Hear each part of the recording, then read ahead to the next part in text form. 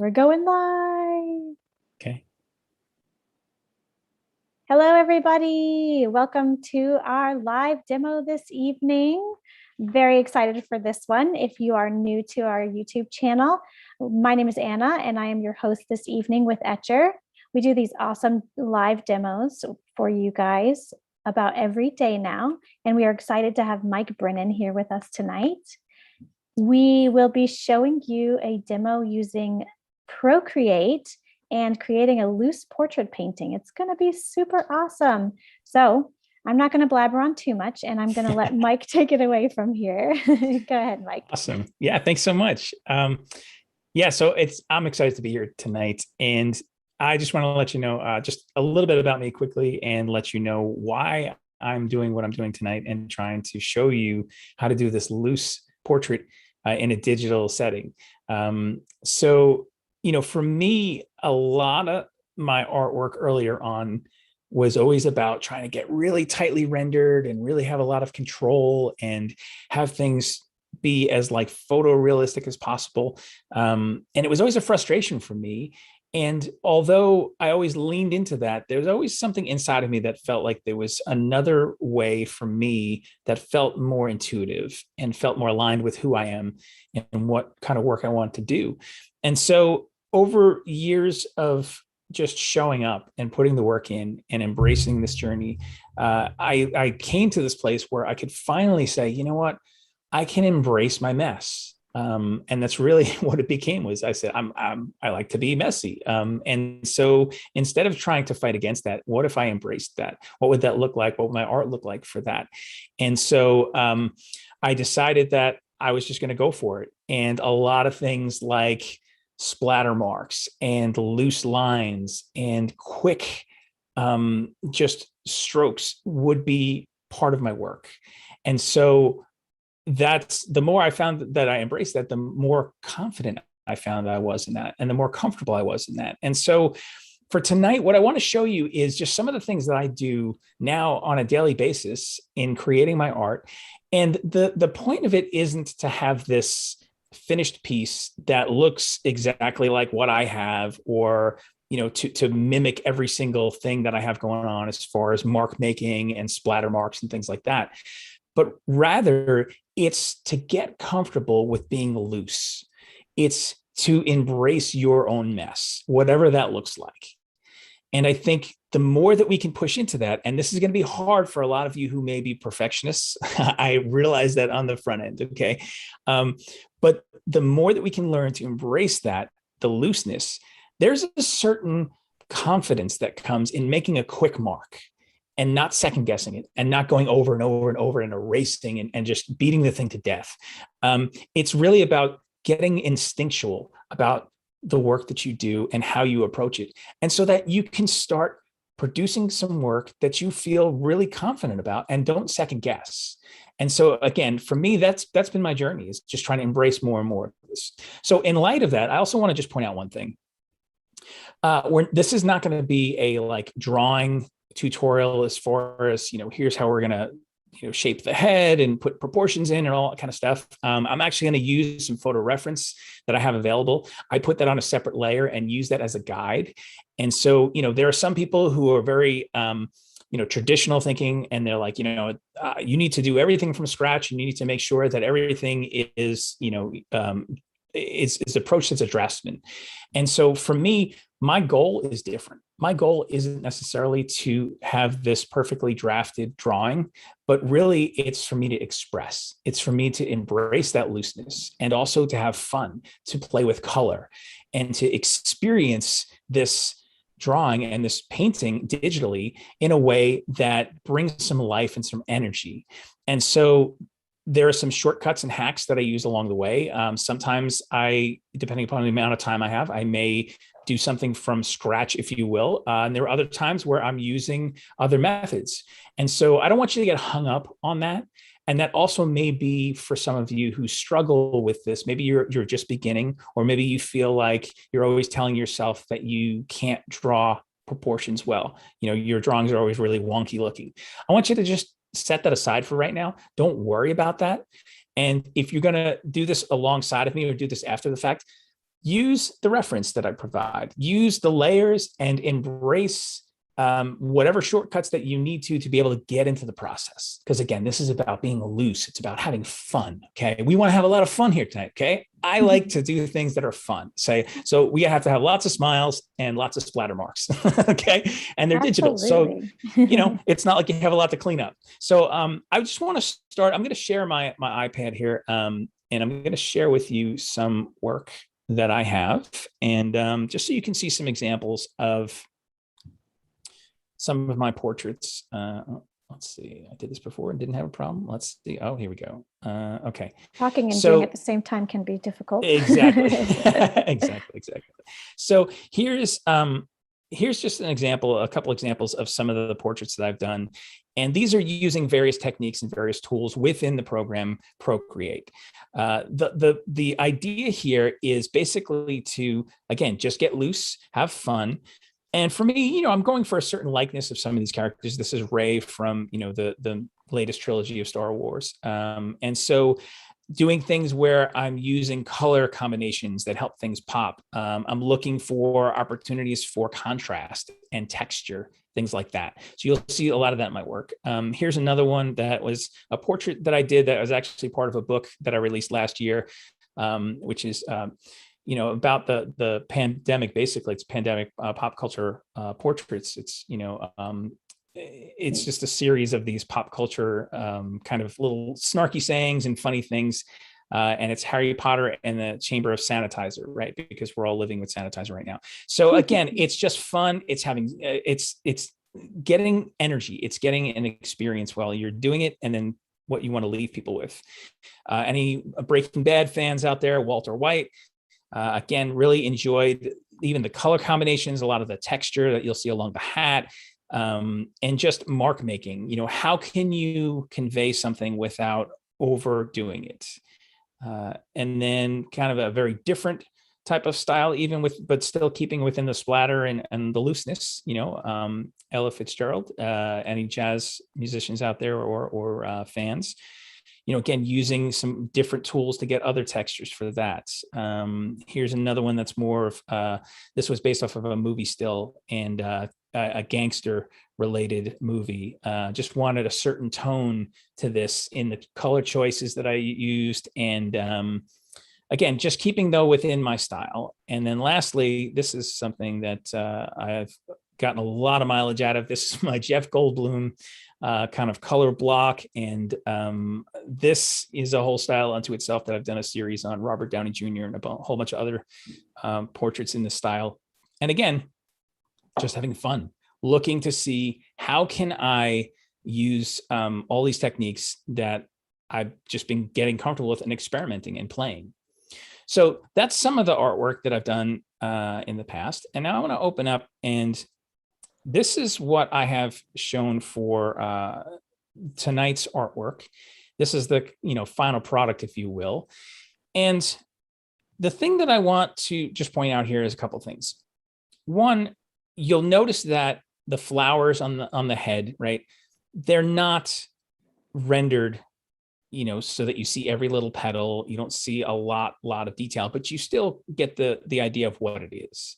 And again, like I'm going to zoom in here a little bit. I want you to pay attention to the fact that I'm using certain tools that give more of a crisp edge. So kind of like along the side of the flower, this pink purple one, you'll see like that darker edge is more crisp versus what you would have going on in this other area with this greenery, which is more of kind of a pencil texture. So I like putting these things together because there's contrast. And I think when you have contrast within a painting, a drawing, a piece of artwork, then it makes it so much more interesting. That goes for not only texture, but also colors, right? So putting this orange next to this, kind of more purpley blue, it gives you the contrast. It gives you the ability for those colors to pop when they're next to each other.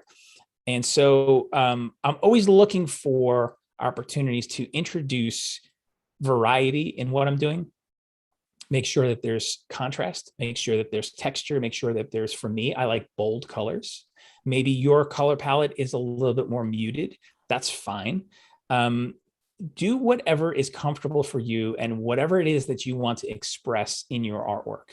Sometimes it's the piece itself that will inform you to say, this photo reference or this piece that I'm trying to work on needs to be bolder. It needs to make a statement.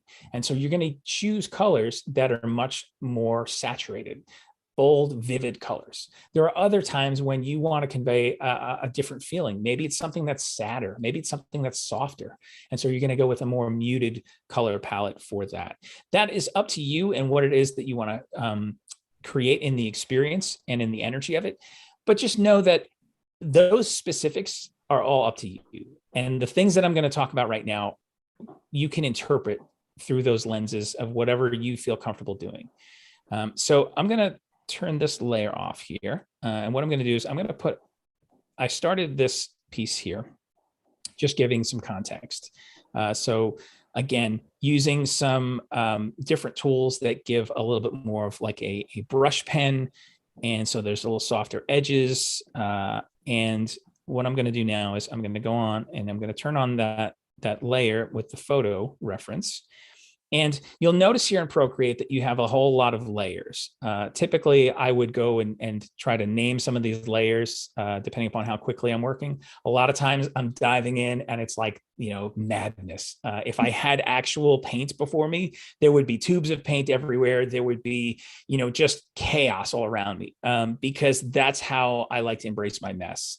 And so a lot of times it's picking up things that I want to say, what happens if I do this? What happens if I try that? And so I'm doing the same thing digitally, but the beauty of it is that, well, two things. One, you don't have any physical mess to clean up, right? And the other thing is undos. You have like unlimited undos. So don't get hung up on what if I make a mistake? What if this doesn't come out the way that I want it to? So right here, like I said, you can see I have these layers. Mike, can I ask you a quick question from one of our viewers? Yeah, absolutely. What size did you start with your canvas on the? Oh, sure. So the canvas, basically what I did was, I think I did a 10 by 10. You can really, let's see, I'll go back out into the gallery view. And if you hit the plus, I have all these settings over on the side to create a new canvas. Some of these are presets for Procreate and other ones are ones that I've created based on certain projects that I was working on. The nice thing about Procreate, when you have an iPad that can handle the resolution, you can get a much higher resolution for things if you're going to use it for print purposes. So in other words, you can create something in here and even order a canvas print, or like some of the stuff behind me on the walls in my office here, those are digital artwork that's on canvas prints. So you can do whatever you want there. I choose a 10 by 10 size just because I feel like it's a high enough resolution for me to do something with. If I do want to use a print, but it's not going to limit the amount of layers that I can actually use if I want to go a little nuts. But determine ahead of time what you think the end use might be, and that will help you kind of start with the end in mind and then work backwards as to what your settings should be. Awesome. Thank you for that question too. Yes, thank you. So I'm going to go back in here, and again, I'm just going to choose a layer. This is an empty layer. I'm going to make sure that's turned on there. And what I'm going to do is I set up over here in my color palettes, I've set up this top color palette with some colors in advance.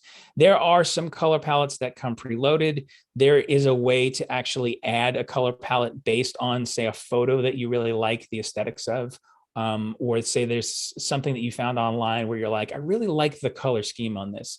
You can actually use that as a base for Procreate to create a separate color palette. So if you're feeling a little bit not confident in creating your own colors or picking your own colors, that's one way that you can start. But for right now, I have this palette all set up here. So I'm going to choose this color here, this kind of purplish blue. And what I'm going to do is I have other presets in here, which are my brushes. And so you'll see like I have a whole bunch of things in here that are already preloaded.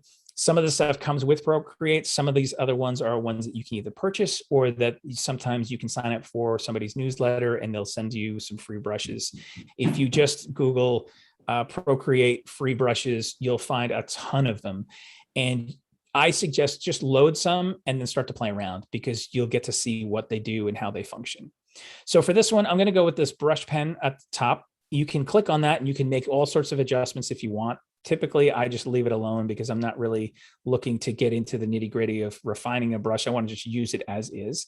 And so I'll come in here and then I'll just start to mark make. Now, if I press hard, I'll get more of a saturated line going. And if I let up on the pencil, I will get more of a transparent effect going. And so I'm like, okay, that's good enough for that one. I'm going to move on to this next one, which is this orange color.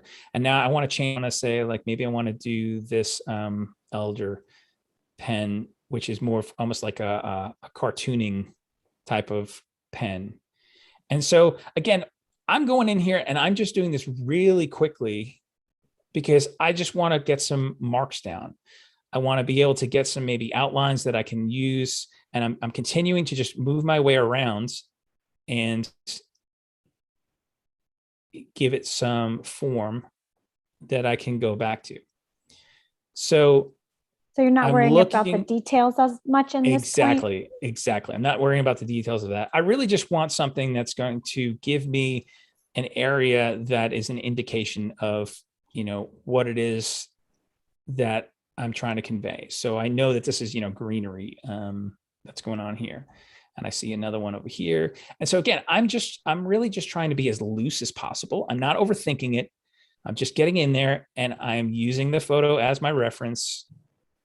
Again, I'm not getting hung up and drawing things a million times, but I want to get in there and get to the good stuff. And so every once in a while, I'll change over to a different brush.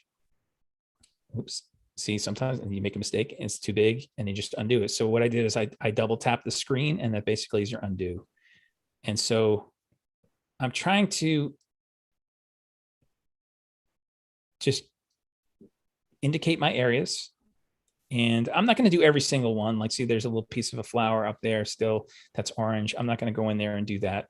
But I've got pretty much like, okay, let me shut off the photo area. See, now you can see at least I've given some kind of form and shape to what's happening there. So now what I really want to do is I want to go back in and there's a layer that's underneath it. See, I'm toggling this on and off. You can see some of the color that's already there. I'm going to go in there and I'm going to choose the hair color, which is more of this blue. And I'm going to go to my brush pen. And what I want to do is I want to start to just fill in just a little bit so that it starts to take shape of what the hair is underneath. So after you do your kind of like to get the idea in the sketch layer, you're kind of going and filling in a little bit more meat, I want to say. I don't know if that's a good way to say it. Yeah. It's almost like giving yourself like outlines or a guided area and then going in and saying, okay, I'm going to continue to now fill this in. I'm going to fill it in with some different coloring and give it a little bit more, color blocking in certain places. Gotcha. And again, there's not necessarily like a right or wrong way to do this. This is just, okay, what do I feel like moving on to next in here? What colors do I feel like putting in there? And then every once in a while, I'll just toggle off the photo just so I can get a sense of, okay, what's going on here? Where do I need to change some things? Where do we need to add some things? So I see that there's some areas that are still a little bit, vacant for me. I may actually want to go underneath another layer.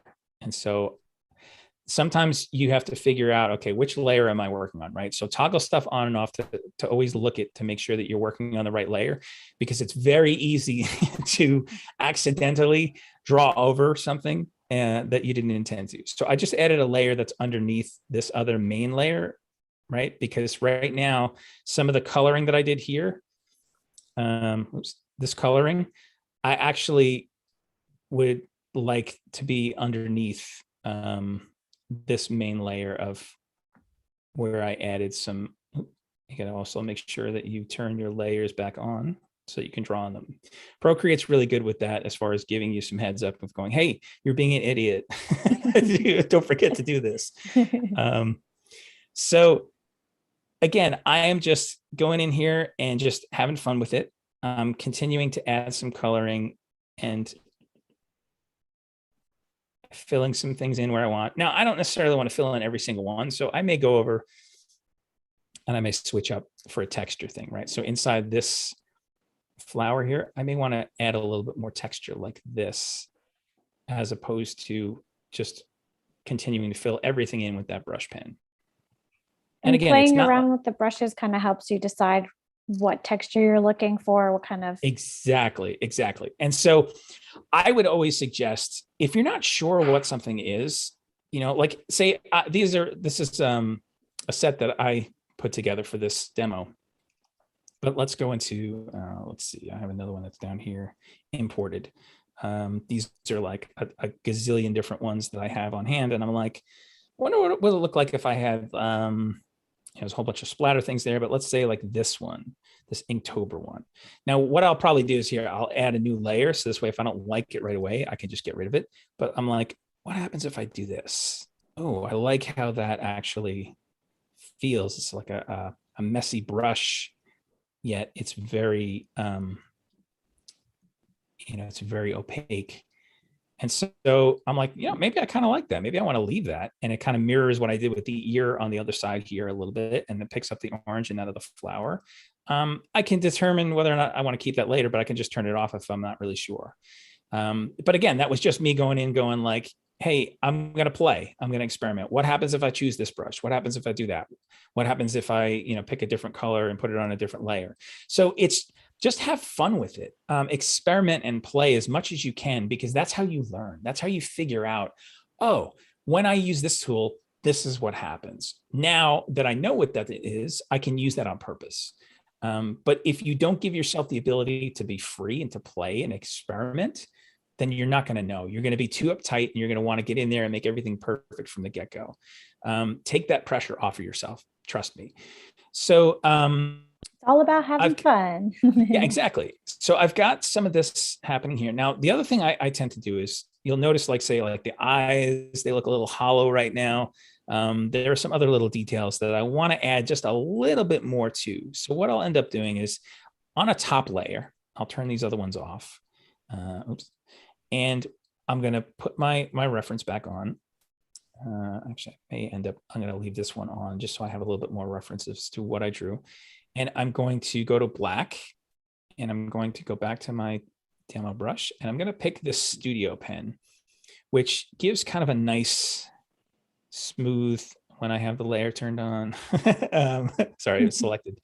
Again, Procreate is great that way. It will tell you, hey, you're being an idiot. Turn on your layer. Exactly, turn on your layers. So what I like to do again is just add a little bit more. And again, you can see this is minimal, but I like to add a little bit more nuance to what's happening here. Now, so like I want to turn this back off so I can add maybe like this.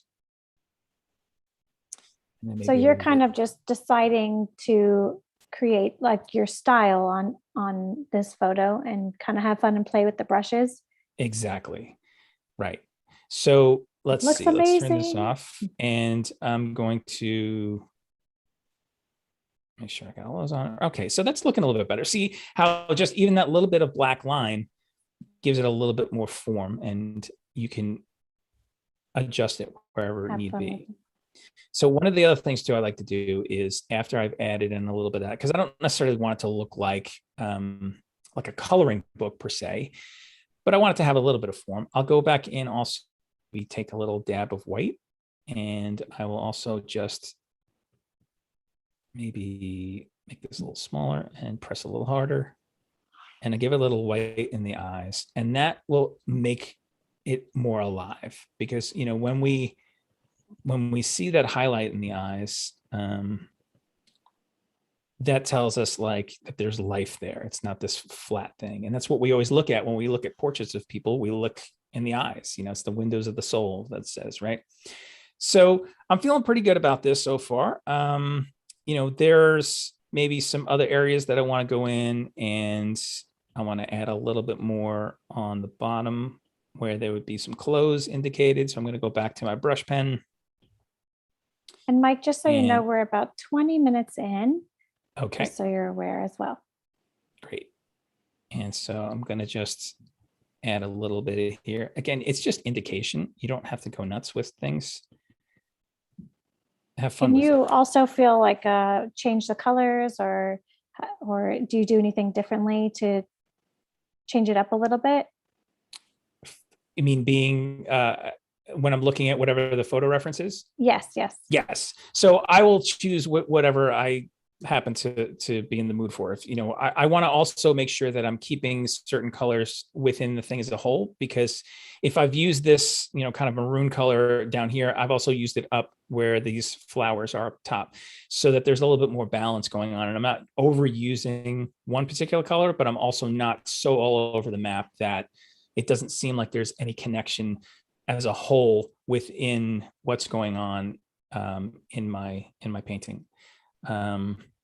So I'm getting pretty close here. I may want to add some other little things, little embellishes here and there, and I'm feeling okay about this. And what I want to do though is I want to give it like that extra step, and this is kind of more where I start rounding towards home here, right? So what you can do is identify, okay, where are the things that I have? I have these on here. I have this on here. Always know where your layers are. Again, this is how sometimes if you want to organize them differently, you could, if your black line is here, you may want to title your layer, black line work. You may want to title something else. Exactly. You can find it easily. Yeah. For these purposes, I'm just in here kind of doing this real quick just to give you an semblance of what's happening. But I may actually want to go and duplicate this layer. So if I swipe over, there's an option here to duplicate. So I'm going to duplicate it. I'm going to hide the one underneath. And now what I'm going to do is I'm actually going to go to this finger tool. And this gives you all the same brushes again.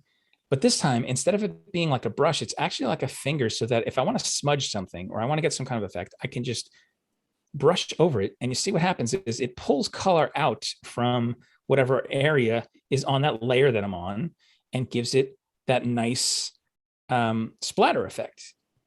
So that's simply just by smudging. If I want to go in and use the brush tool to smudge, and again, this has the layer that you're on.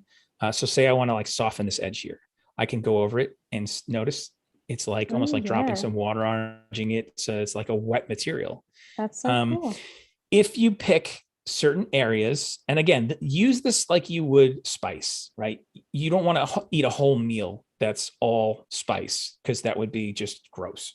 You don't want to do the same thing with your painting, your drawing. You want to make sure that you're adding these things as spice, little areas that you feel like, I want to go in here and I want to smudge this little area.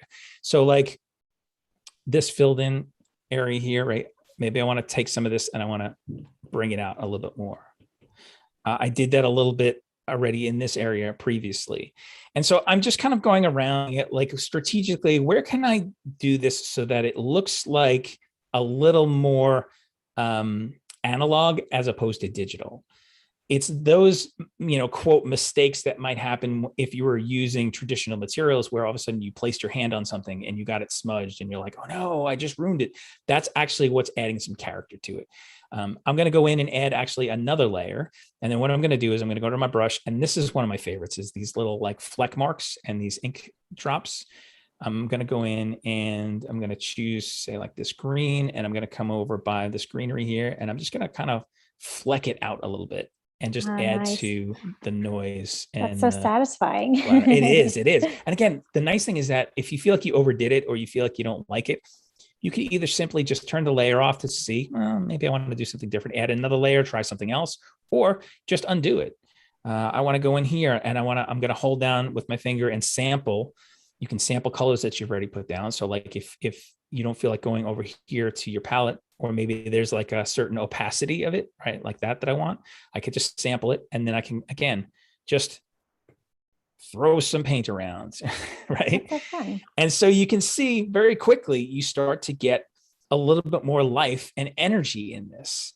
It's not so sterile. It's not so crisp and clean and perfect. It wasn't to begin with, just from the mark making that I did. But you can see how you can just have fun with this. You can bring it to a place where you can experiment. You can have multiple versions of this. If you're not sure where you want to land yet, like if I'm like, you know what, I'm going to go back to that orange stroke that I did there. I kind of like that. Maybe I want to go to that layer and I want to make sure it's selected. And I'm going to go to the finger tool again. Let's pick something randomly. Let's just go to this one, this brush. I'm just going to hit, let's undo that and just raise the size of the brush. And I'm like, what happens if I do that? Oh, okay. Well, I don't like that last one, so I'm going to undo that. But,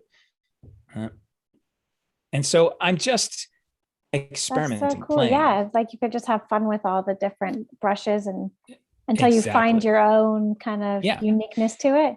Right. And so I'm like, well, maybe I went too far. I can just undo. I like that much better. And then I can say, okay. Then the last thing I always do is I make sure I go to my layer where I added the black, and then I go in there. I choose some black. I use a pencil typically, and then I'll just put my little signature right there. Amazing. And then I'm like, hey, there I am. I'm done. We do have a question from one of the viewers. If you could just walk through the splattering and the smudging again. Yes, absolutely. It'd be my pleasure. So let me just, I'm going to turn off that layer that has a lot of the splatter on it. I'm going to add another one that's clean so we can have a redo. Yes. So what I'm doing with that is it's a brush that has the splatter already in it. So I'm not creating any splatter other than when you hit this, when you make a mark with this brush, it has a predetermined splatter. And really what I'm doing is, maybe I'll see if I can lift this up and you can see my hand actually do it. So maybe that'll give you some context too. So I'm going to choose, let's say I'm going to do the pink just so that's really obvious. I'm on that layer, right? That new layer I just did. I'm on the brush, that's the splatter. And I'm just going to go like kind of tap it against the screen and see what happens. And, you know, again, maybe I did too much. I just hit undo, dial it back. I'm going to do a little bit over by my signature now. And again, I'm just kind of tapping and then pulling away, tapping and pulling away. And it gives that splatter mark. And if the splatters are too big, then just adjust the size of your brush on the side there. And that will give you smaller little splatter marks. But it's really just having fun with it. And as far as the smudging, the same thing. You just go to your finger tool there and you pick whatever brush setting you want. So if it's the splatter, you can actually sample. You have to be on something that has color. So if I go to, like, say, this orange background on the side, and I do the same thing, I just kind of go and I pull away, you know, pulling my arm out, you can see that it makes the splatter mark. If I want to smudge, I can go to the brush pen because that has a little bit softer of an edge. And so I'm going to go into this again here, and I'm going to zoom in, and I'm going to do the same thing here where I'm using it and I'm pulling away from my drawing to the outside. And so it gives that kind of effect. And again, you can make it bigger or smaller. You can change the opacity if you don't want it as much. You can press lighter. You can press darker. You can move the paint around with that brush pen and the smudging tool to your heart's desire. That's so awesome. Thank you for the questions coming in. Yes. And if you guys are really loving this, I posted a link for Mike's mini workshop, which is September 16th. Our mini workshops at Etcher are more of an opportunity for you guys to join in and create along with Mike. So if you're interested in that, sign up, jump in now, and get your spot while you can. Join us on September 16th. I would love that. And just real quick, I want to show you, if I can. Yeah. If I turned all this stuff off, right? So you had a sense of what all that looked like. This is the one that I started with.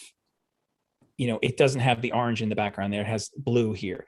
And some of these other areas of the flowers, I treated a little bit differently. Again, it's not necessarily about doing this exactly the way that I'm doing it, because honestly, a lot of times I'm changing it up from time to time because I'm trying to keep it fresh, but yet still convey the energy. I'm looking for ways to make sure that I know what tool I'm using, what that tool does. And it gives me freedom within what the actual final product looks like, if you will, but it's still within my style and what I'm trying to convey. So you can still have fun with it, but make it unique to you. as you're playing Exactly. around with the brushes and all that. Exactly. Yes. Yes. Awesome. If you guys have any questions, please type them in the chat as we are finishing up with our demo this evening. And we also have a survey that's in the chat for you as well if you'd like to give us some feedback. Mike, that was awesome. It's really cool to see how you can use the brushes and play with the color. So fun. That's what it's all about, having fun. Absolutely. Yeah, that's what you started with. And I think we definitely got some of that fun. Yes. Yes. So if you guys haven't already, feel free to subscribe to our YouTube channel and turn on notifications so you don't miss any of this awesome art content. And I put Mike's art Instagram in the chat for you as well, so you can catch up and see some of his awesome work.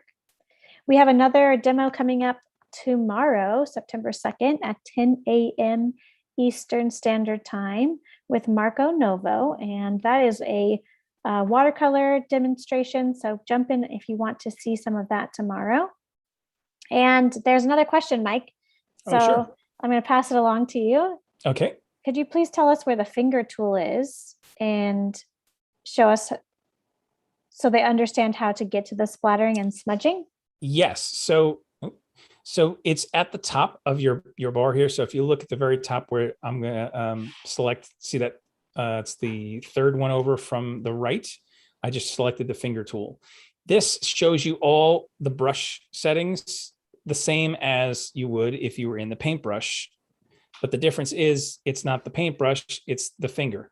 So the finger smudge one applies the same settings of that brush, but just in a finger smudging or finger application method. So you would do the same thing that you would do if you were selecting a brush to draw a paint with. You select, again, if it's the splatter, if it's the brush pen, you just make those selections, make sure you're on the finger, and then go to the layer that you want. And then, I'll turn that off, and then make sure that you hit the area that you want to smudge. As simple as that. That is so awesome. What a neat trick too. And I'm just going to post our feedback form into the chat as well, guys. And just thank you so much for being here. Leave us a comment with what you really loved about this demo. Do you like playing with the brushes? Did you like using all the colors? I personally really enjoyed seeing the splatter. I feel like that just adds so much to it. It's so fun. Mike, tell us what's your favorite thing about Procreate. Yeah, I love the fact that you can get so many different types of mediums in one piece of art where normally you might not be able to mix certain things in real life. And the fact that you can combine and undo, and again, even the splatter stuff, yeah, it's my favorite, because when I was younger, I used to be terrified. I used to admire work that incorporated splatter marks, but I thought, I just spent all this time creating this piece of artwork and now I'm going to splatter something on it. What if I ruin it, right? That was the presiding thing in me. I don't want to ruin it because I spent all this time. But if you get in there, you work quickly and you get comfortable with that, you get a confidence about your work that enables you to access doing splatters like that. And then you're like, so if I mess it up, I mess it up. And again, it's digital. You can undo it. That's true. And I think that was such a great way to kind of wrap it up for this evening. Mike, you are awesome. Thank you, everyone, for joining us tonight. And until next time, make more art. Share your art with us. We'd love to see it. And we will see you again. Have a great night, everyone, or day, wherever you are. Bye-bye. Bye.